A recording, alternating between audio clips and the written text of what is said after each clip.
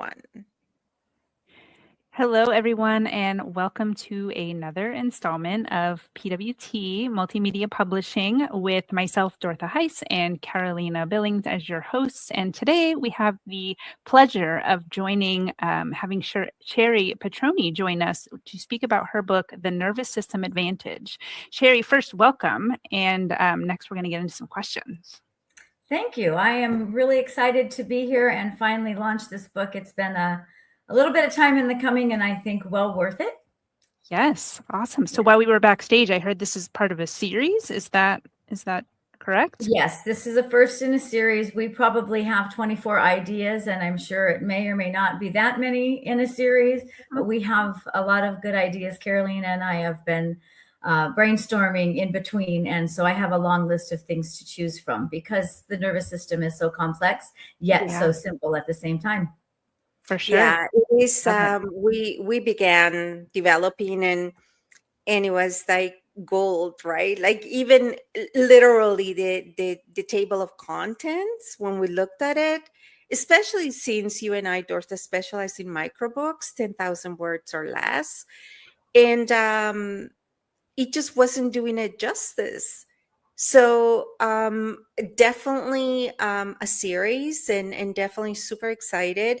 But Cheri, I want everyone to share with us why we're so excited that you're the person championing this, a bit of your background, in what makes you what was the big aha that the nervous system is the catalyst to it all? So, well, part of the aha is the fact that I needed to figure that out for myself. And so my background from a educational perspective, I have a master's in education, early childhood background, and I happen to be a real geek. So when I take extra classes, I want early child development and I want to see this. And so I had quite a lot of psychology courses as my follow-up to teaching these little kids, which is kind of funny, but it made sense because I was interested in that. And so as I got older and I was no longer a teacher, I became an owner of a spa, which is now an integrative wellness center, by the way, because I keep growing and developing different things as I grow. And what I found in the spa at the time was that I was so stuck. I just couldn't move any further. I was there all day long, and a lot of other women can appreciate this, that no matter what I did, how many hours I worked, either somebody wouldn't come, even if they were the stellar, what seemed like independent practitioner, because I don't have people that are I guess you'd call employees. It's a different world in the spa most of the time. So bottom line was this. One day I was sitting at the computer and I just realized, like, wait, what are you doing? You're doing everything the wrong way. Like, not that I was doing things wrong, but I was looking at it incorrectly. So I started looking within, really. And so I had to look at what my feelings and all of those things, right? So the short answer is I started looking at my nervous system. But what I do is, and this is the funny part that has gotten me here, is I will take the courses as I start as a client. I take the courses and get the degrees, the certifications, whatever it is, so that then I can pass that on to my clients. So when I started out as a teacher and a Reiki master and an esthetician, it moved into being an integrative medicine practitioner and holistic nutrition counselor, along with all of the other emotional healing and neurological balancing and somatic work and everything. So I have probably a whole storage shed full of tools that I could use. And that's what's brought me to this point, that I need to share all of those things for people that can't come in to see me, because I can do things online. And I can also share things in other ways, right? I don't have to be the person that's doing everything for them or with them, because I don't really do it for them. Otherwise, I have to get rid of them, which is another story. And yes. You've done so much work with trauma. And I recently saw a quote that said, we experience the world not through our eyes, but through our traumas. Absolutely. Yes, because that's how we see it. And we always think trauma being like, like at the end of the spectrum, like major trauma, right? But really, we are the result of all the trauma we've accumulated through our lives, which, Dortha, you do so much work with that as well. And you're able to understand it and explain it better, with your program. But what role does trauma in the nervous system in our ability to make decisions? Because that's really where it begins, right? Yes. And the thing is about trauma is really, it is just something that happened to you. And I don't mean just like it's not a big deal, because it could be a big deal. If it wasn't a big deal, it wouldn't keep us where we're at, right? So it's either something that happened to you or didn't happen for you. So somebody that was neglected, didn't get a hug, things like that. And then they wonder why they're acting in a certain way later on. And there's nobody there to tell them that there's a connection, which is what I started looking at. And so all of those things, which usually between, by the time you're 8 years old, they say everything you ever needed to learn, you learned by kindergarten, but some of them, there were things that you had to learn by kindergarten, because they shape how we see ourselves in the world. So with the nervous system, we can take it, start looking at things a little bit differently, and you can slowly start becoming aware, because the first thing is awareness, knowing something, oh, this is happening. Then you can shift it, do something else. Now, sometimes it's somatic work. Sometimes you can't, start doing, different exercises and things if you're in the store. I mean, but I've done a lot of times where I've done this hug like this, where I go in the bathroom in a store or wherever and just breathe for 5 minutes. And then, Oh, wow. I'm back to, yeah. And so there's so many small little things that people can do to get them back online. Now, if they're not aware of what's happening, that's the first step, is starting to notice that. And so we tell people, my favorite, non-favorite thing is for someone to tell me all the time, oh, just breathe. I'm not even like, I've got a lot of energy, right? So, oh, just breathe. Seems like you're really anxious. Well, no, I'm not. Thank you. And I know that sounds funny, but they don't know until now. Thank you. So it's just funny to me, because I know when I'm actually there, and no, I have a lot of energy that I have to expend every day. And that's just how I was built. But back to the other, yes, that awareness, and then starting to take a look at it and shifting, building some emotional resilience and taking action. And that's how we change our whole paradigm on how we see ourselves in the world, and begin to see how we can help other people once we've started helping ourselves.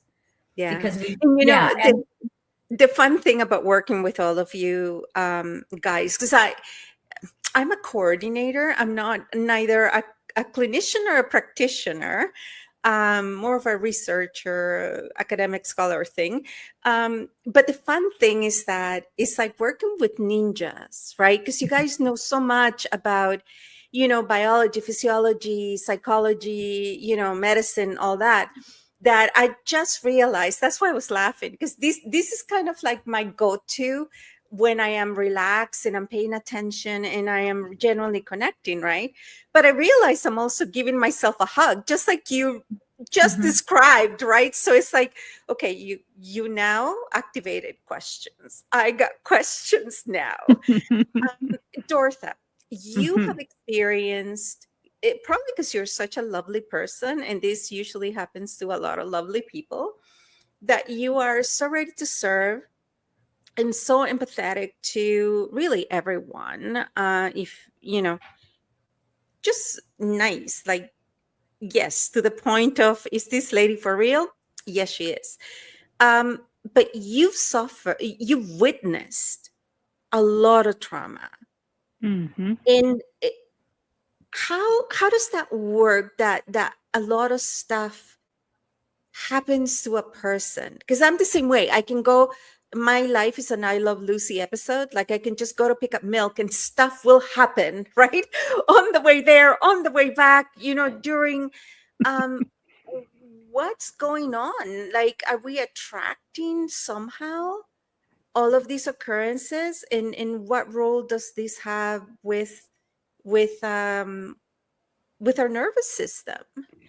Well, I mean, I think it goes exactly to what Cheri was just talking about, where we have that awareness once we're kind of in tune with it and understand. And I think I like to say embrace it, because my husband knows this well about me. Like, I can go to the restroom when we stop for gas somewhere. And when I come back, he's like, okay, what happened? Like, what's the story? Something happened. I know it did. I need to hear the details. So it's one of those things where, yes, maybe we attract it because, like we were talking about backstage before we started the show, we all bring our flair of weird, right? Like our own flavor of weird to the world. And I think that because we're mindful and we're, stepping out into the world with, I don't want to say with our shield down, but like there's a lovely essence to us, and we have a beautiful aura, and we have all the things, right, that attract that stuff to be seen. And some people can just like sort of have it off, like they have their blinders on and they're just out to get their milk. They're just going to the store and they're just doing their one little thing. We tend to lift our head up and we see things more, so that we're more like we're talking about the awareness. And I think that taps into the nervous system, again, to that piece of awareness, talking about, yes, we understand all of these things happen, crazy or otherwise. And I Love Lucy episodes or otherwise. And because of that awareness, it makes us maybe more, I don't want to use the word susceptible, but, more likely to witness things that are crazy. Like, I love what you just said, because I even said it, so I had an instant reframe. See, that's how it works. There you go. That I said we attract, but really it could be that we're just aware, we're just seeing, like we're not necessarily attracting it, it's happening.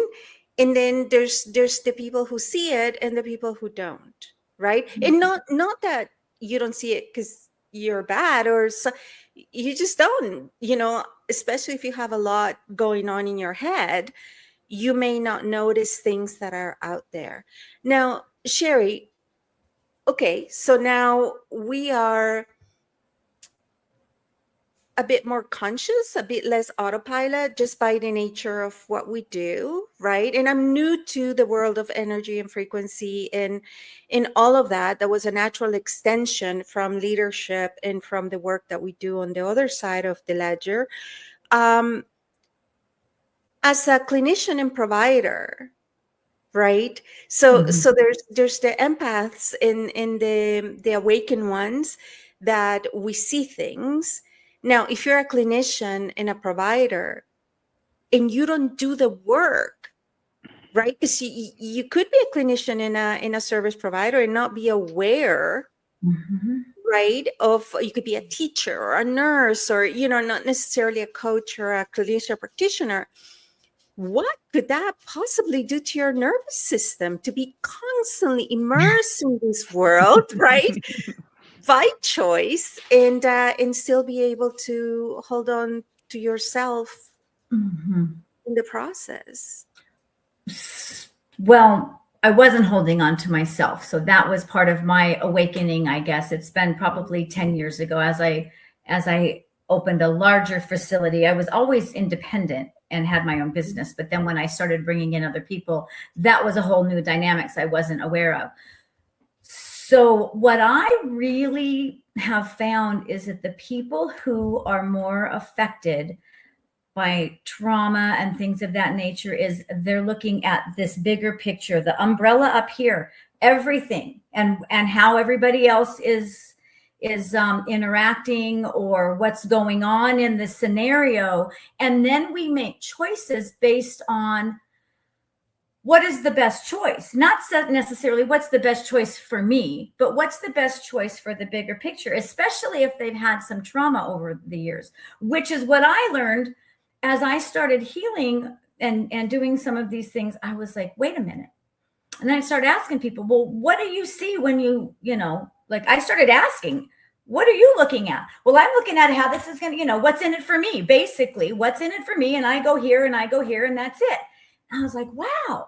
So I've started noticing that if you're looking at that whole scenario, there's probably something that maybe you had to look at. Now, I know that was part of my story as a child, which is why I picked up a whole lot of habits that were great as the head of household. I'm joking, but I was kind of took that on because I was worried about my little kids, which were my siblings.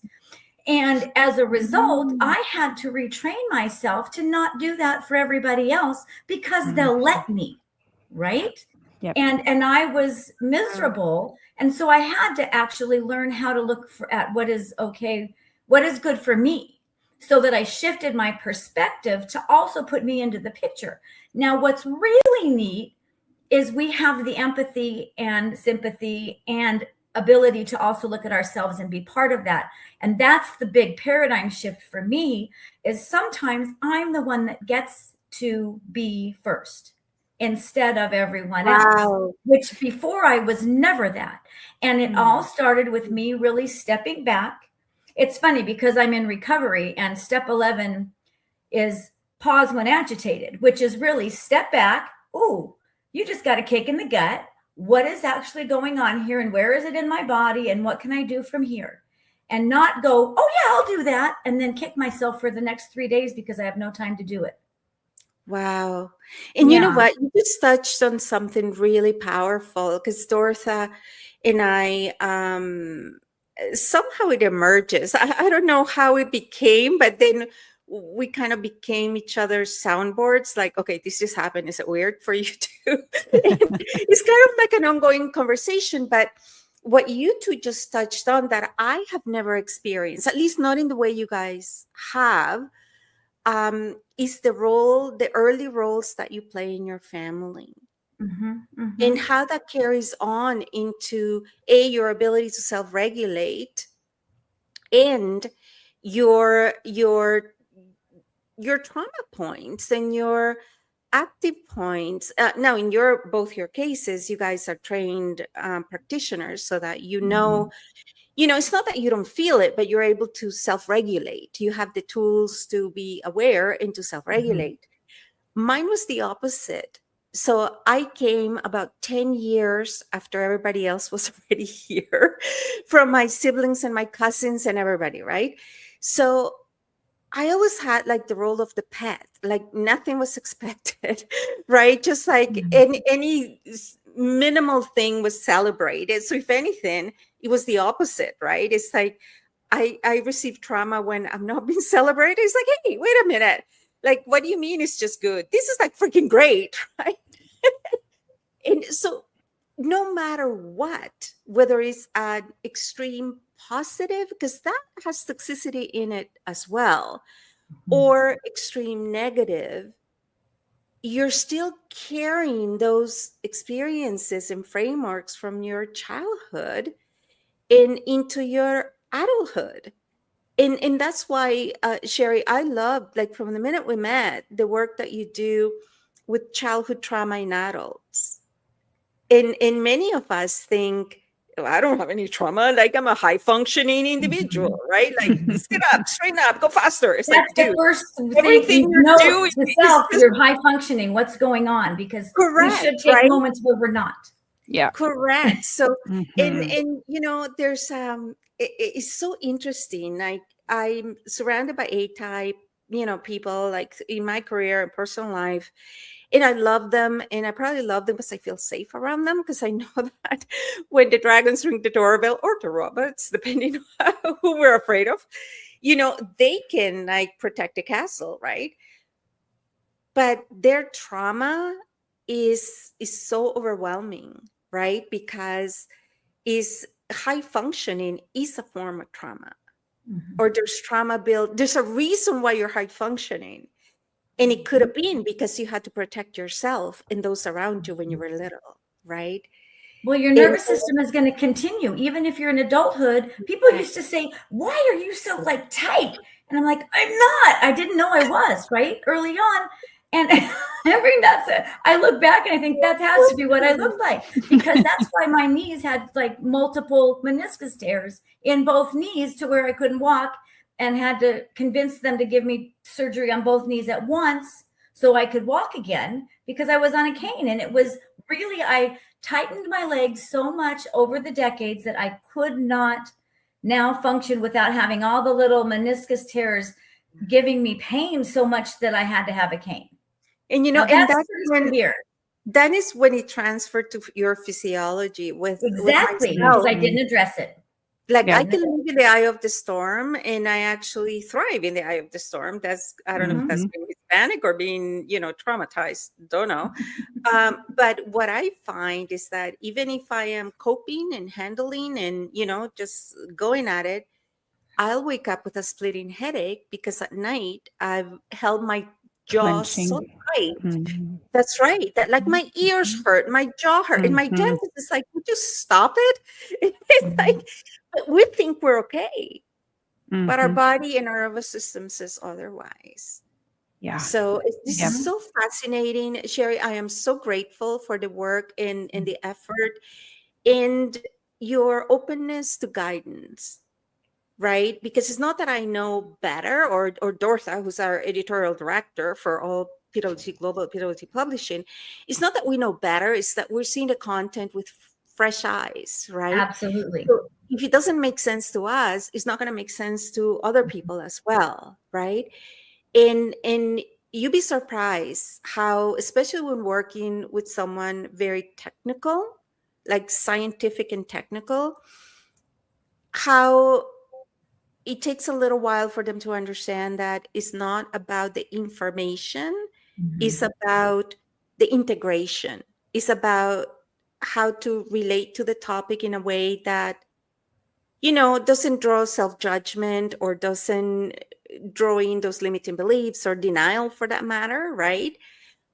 You always present the material in such a way that, be it as a parent, be it as a peer, as a coworker or self, people are able to relate to the stories and be open to, this sounds familiar.